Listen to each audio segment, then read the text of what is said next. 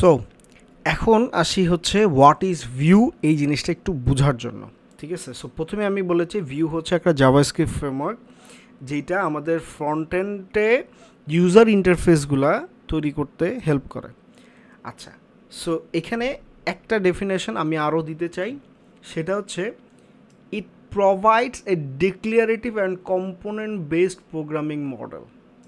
এই কথাটুকুর মানে কি, জাস্ট এই এতটুকু কথা আগে একটু বুঝাই নিচ্ছি। হ্যাঁ, সো ভিউ আপনাকে যেটা প্রোভাইড করে সেটা হচ্ছে একটা ডিক্লিয়ারেটিভ অ্যাপ্রোচ। ডিক্লিয়ারেটিভ বলতে যেটা বোঝাচ্ছি সেটা হচ্ছে যে আপনি সমস্ত জিনিসগুলোকে ডিফাইন করে তারপরে হচ্ছে আপনি কাজ করবেন। ঠিক আছে, আর এর মধ্যে আরেকটা ব্যাপার হচ্ছে কম্পোনেন্ট বেসড অ্যাপ্রোচ বলে, কম্পোনেন্ট বেসড প্রোগ্রামিং মডেল বলে এটাকে।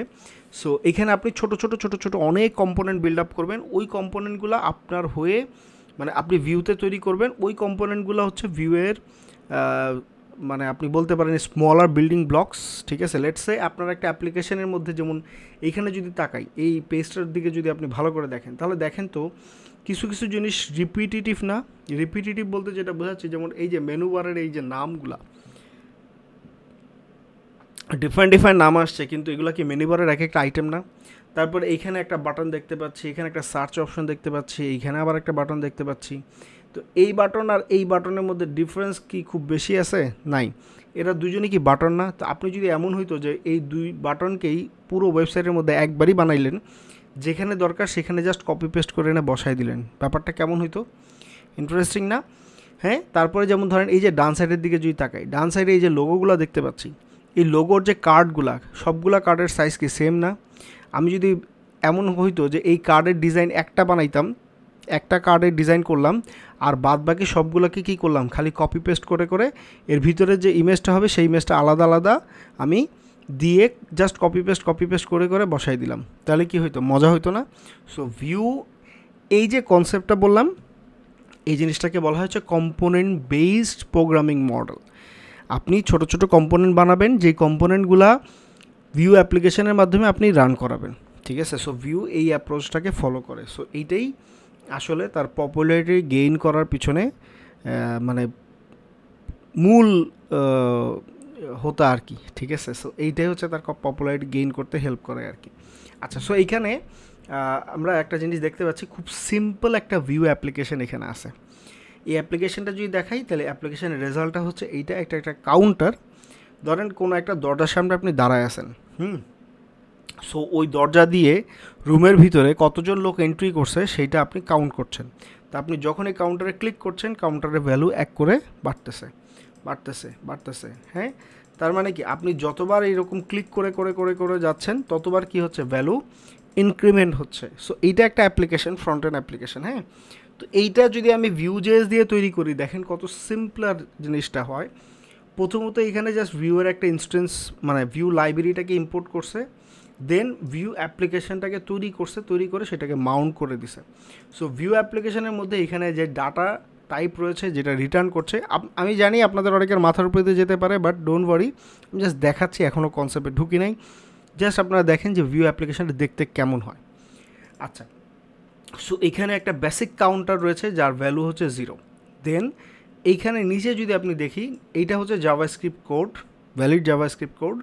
ওকে, আর এর নিচে যে অংশটা দেখতে পাচ্ছি, এইটা হচ্ছে আমাদের HTML কোড। সো HTML কোডের মধ্যে আমরা কি করছি, একটা প্রাইমারি ডিভ নিয়েছি, যার মধ্যে আইডি অ্যাপ নাম দিয়ে আমি একটা অ্যাপ্লিকেশন বিল্ড আপ করছি আর কি। সো এই আইডি অ্যাপটা যেটা করছে, ভিউ অ্যাপ্লিকেশনটা এই আইডি অ্যাপের উপরে হচ্ছে ইনজেক্ট হচ্ছে, মানে আইডি অ্যাপ যেই জায়গায়, ওইখান থেকে হচ্ছে ভিউ অ্যাপ্লিকেশনটা ইনজেকশন হচ্ছে। ঠিক আছে, আচ্ছা, এর মধ্যে কি আছে, এখানে একটা বাটন রয়েছে, এই বাটনটাকে যখন আমি ক্লিক করছি, অন ক্লিকে বাটন যেটা করছে, এই যে কাউন্টারের যে ভ্যালু, এই ভ্যালুটাকে প্লাস করে দিচ্ছে, বাড়াই দিচ্ছে। ঠিক আছে, সো অ্যান্ড দেন আমি কাউন্টের যে মান, সেই মানটা এখানে ডিসপ্লে করে দিচ্ছি, মানে বাটনটার মধ্যে দেখাই দিচ্ছি। সিম্পল খুব, তাই না? এখন আমার এই কোডের যে অংশটুকু, এটা তো সেম। এখন আমার যদি এই কাউন্টারটা আমার এই পুরো ওয়েবসাইটের বিভিন্ন জায়গায় প্রয়োজন হয়, তখন আমি কি করব? আমি জাস্ট এই কম্পোনেন্টের এতটুকু কনসেপ্ট কী করব, বিভিন্ন জায়গায় খালি কপি পেস্ট করব, শেষ। ঠিক আছে, তাহলে কি হবে, আমি কিন্তু মাল্টিপল অ্যাপ্লিকেশন ইনস্ট্যান্স ক্রিয়েট করতে পারছি, এবং সেটার মাধ্যমে আমার অ্যাপ্লিকেশনে আমি রিঅ্যাক্টিভিটি দেখাইতে পারছি। কিন্তু সেটা যদি আমি নর্মাল জাভাস্ক্রিপ্ট দিয়ে করতাম তাহলে আমাকে কিন্তু প্রচুর পরিমাণে কোড লিখতে হতো, ঠিক আছে। আমার প্রত্যেকটা এলিমেন্ট ধরতে হতো, আমরা দেখছি কিন্তু অলরেডি সেটা, যে ডমের মধ্যে কীভাবে ট্রাভার্স করতে হয়, কীভাবে ধরতে হয় এলিমেন্টগুলো, কীভাবে ওগুলোকে কাজ করতে হয়। সো ভিউ হচ্ছে আপনাকে এই সুবিধাটা দেয় আর কি, ঠিক আছে। এবং এই যে ডিক্লারেটিভ অ্যাপ্রোচ এবং রিঅ্যাক্টিভিটি, এই দুইটা জিনিসের ব্যাপারেই বেসিক্যালি আমি বললাম। আচ্ছা, সো এরপরে বলছে প্রগ্রেসিভ ফ্রেমওয়ার্কের ব্যাপারে। ভিউ আপনাকে অনেকগুলো অপশন দেয়, যেমন ধরেন আপনি এসপিএ মানে সিঙ্গেল পেজ অ্যাপ্লিকেশন ক্রিয়েট করতে পারবেন, আপনার অ্যাপ্লিকেশনের পেজ রিলোডের কোনো ব্যাপার স্যাপার থাকবেই না, ঠিক আছে। তারপরে ধরেন আপনার এসএসআর মানে সার্ভার সাইড রেন্ডারিং করা পসিবল, তারপরে স্ট্যাটিক সাইট জেনারেশন করা সম্ভব, ঠিক আছে, যেটা জ্যামস্ট্যাক বলে। স্ট্যাটিক সাইট জেনারেশন করতে পারবেন আপনি, মানে এমন একটা স্ট্যাটিক সাইট তৈরি করতে পারবেন যেটা আমরা বিজনেস ওয়েবসাইট বলে থাকি বেসিক্যালি। তারপরে বিভিন্ন ধরনের মোবাইল অ্যাপ্লিকেশান, ডেস্কটপ অ্যাপ্লিকেশান, হ্যাঁ, ওয়েব জিএল, ইভেন টার্মিনালও কিন্তু তৈরি করা সম্ভব ভিউ দিয়ে। সো ভিউ যেটা করে সেটা হচ্ছে আপনাকে একটা পসিবিলিটি দরজা খুলে দেয়, যার মাধ্যমে আপনি যে কোনো ধরনের অ্যাপ্লিকেশান চান না কেন, সেটা ডেস্কটপ হোক, ওয়েব হোক, মোবাইল হোক, সবই কিন্তু করা পসিবল। এবং ইভেন ওয়েবের মধ্যেও মাল্টিপল মানে অপশন রয়েছে আর কি। আচ্ছা, সো এই যে সিঙ্গেল ফাইল কম্পোনেন্টের কথা বললাম, এই যে দেখেন এই হচ্ছে সিঙ্গেল ফাইল কম্পোনেন্ট অ্যাপ্রোচ, ঠিক আছে। এই অ্যাপ্রোচটাই আমরা ভিউয়ের মধ্যে শিখব, যেটাকে সংক্ষেপে বলা হয় হচ্ছে এসএফসি অ্যাপ্রোচ, ওকে। আচ্ছা, এখন ভিউয়ের মধ্যে দুই ধরনের কনসেপ্ট রয়েছে, ঠিক আছে। এপিআই যে কনসেপ্ট, তার বা আইপিআই যে স্টাইলিং, এই স্টাইলিংটা দুই ধরনের রয়েছে, একটা হচ্ছে অপশনস এপিআই আর একটা হচ্ছে কম্পোজিশন এপিআই, ঠিক আছে। আচ্ছা, আমি এই জায়গাটাতে একটু বলে রাখি, সেটা হচ্ছে আমরা কম্পোজিশন এপিআই দিয়ে হচ্ছে পুরো কোর্সটা ডিজাইন করা। আমি আবার বলছি, পুরো কোর্সটা কম্পোজিশন এপিআই দিয়ে ডিজাইন করা, ঠিক আছে। এবং আমরা কম্পোজিশন এপিআইকেই শিখব। আমরা কিছুটা অংশ অপশনস এপিআই দিয়ে দেখব, বাট পুরো কোর্সটাই কম্পোজিশন এপিআই দিয়ে ডিজাইন করা। কেন কম্পোজিশন এপিআই? কারণ হচ্ছে কম্পোজিশন এপিআই মানে ভিউ কোর টিম এটাকে প্রেফার করে বেশি। কম্পোজিশন এপিআইয়ের সাথে টাইপস্ক্রিপ্টের সাপোর্টটা খুবই ভালোভাবে যায়, এবং কম্পোজিশন এপিআই আমার কোড খুব কম লেখা লাগে, ঠিক আছে, খুবই কম কোড লেখা লাগে, এবং জাভাস্ক্রিপ্টের সাথে সেটা অনেকাংশে মানে মিলে যায়। আমি দেখাবো, ঠিক আছে।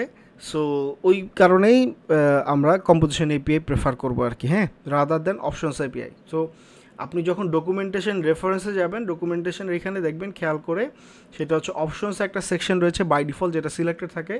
আমরা অলওয়েজ কম্পোজিশন এপিআই যে সেকশনটা আছে সেই সেকশনটাকে মার্ক করে রাখবো, এবং যত কন্টেন্ট রয়েছে এখানে ভিউয়ের সমস্ত কন্টেন্টগুলো কম্পোজিশন এপিআই রিলেটেড কন্টেন্ট, ওই কন্টেন্টগুলোই আমরা এখানে প্রেফার করব, ঠিক আছে। ধরেন আপনার এখানে একটা অ্যাপ্লিকেশন যদি দেখেন, এই অ্যাপ্লিকেশনটার মধ্যে আমি জাস্ট বোঝাচ্ছি, জাস্ট একটু মানে দেখার চেষ্টা করেন, আমরা ডিপ ভিতরে তো যাবো ইনশাল্লাহ।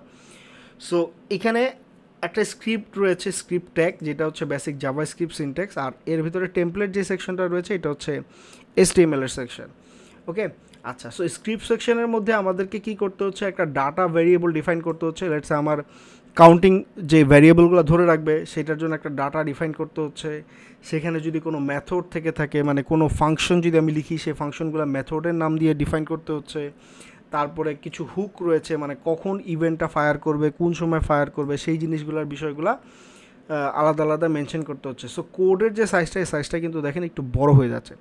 সেম জিনিসটাই যদি আমি কম্পোজিশন এপিআই দিয়ে করি, তাহলে খেয়াল করেন কম্পোজিশন এপিআইতে আমার কোডের সাইজটা খুবই ছোট হয়ে যায়, মানে একেবারে মিনিমালিস্টিক একটা সেট আপ হয়ে যায়, হ্যাঁ। তো এবং এইটাকে দেখে বোঝাও যায় যে আসলে কোডটাতে এই জিনিসগুলো লিখছে, ঠিক আছে। তো আমি এই জিনিসটা দেখাই দিব আপনাদেরকে। যেমন ধরেন কাউন্টার ভ্যারিয়েবল, আপনি ডাটা ভ্যারিয়েবল লিখতে চান, জাস্ট এতটুকু একটা লাইন লিখে দিলে হচ্ছে, জাস্ট আমরা যে জাভাস্ক্রিপ্টে যেভাবে ভ্যারিয়েবল লিখি সেভাবে লিখলে ভ্যারিয়েবল হয়ে যাচ্ছে, ঠিক আছে। তারপর ফাংশন, জাভাস্ক্রিপ্টে যেভাবে ফাংশন লিখি এখানে সিমিলারভাবে লিখলেই হয়ে যাচ্ছে। কিছু হুকস রয়েছে, এই হুকসগুলো দেখাই দিব জাভাস্ক্রিপ্টে, ভিউয়ের, ওটা নিয়ে টেনশন নেওয়ার কিছু নেই। বাট দেখেন এইখানে চিন্তা করেন আর এইখানে চিন্তা করেন, মোরলেস কাছাকাছি বলতে পারি, কিন্তু বাদ বাকি জিনিসগুলো যদি চিন্তা করি, এই যে খুব বেশি মানে ব্র্যাকেট দিয়ে মাথা খারাপ হয়ে যায়, ঠিক আছে। সো এখানে কিন্তু আবার ওই জিনিসটা নাই, হ্যাঁ। সো ভয় পাওয়ার কিছু নাই, আমরা অলওয়েজ চুজ করবো হচ্ছে কম্পোজিশন এপিআই, এবং পুরো কোর্সটা যেটা বলছি যে পুরো কোর্সটা কম্পোজিশন এপিআই এর উপরেই হবে। সো কম্পোজিশন এপিআইটা কি? কম্পোজিশন এপিআই হচ্ছে বেসিক্যালি একটা ওয়ে অফ কোডিং ভিউয়ের মাধ্যমে, যেইটা দিয়ে আসলে আমরা পুরো জিনিসটা শিখবো আর কি। ওকে, সো এই হচ্ছে বিষয়। এখন আসেন নেক্সট ভিডিওতে আমরা দেখি হচ্ছে আমাদের যেই এডিটার যে সফটওয়্যার সেট আপ রয়েছে এবং আরও বাদবাকি যে জিনিসগুলো রয়েছে সেই জিনিসগুলো আমরা সম্বন্ধে জানি, তারপর হচ্ছে আমরা ভিউ অ্যাপ্লিকেশনে ঢুকে যাব সরাসরি। সো ধন্যবাদ, নেক্সট ভিডিও দেখার আমন্ত্রণ রইল।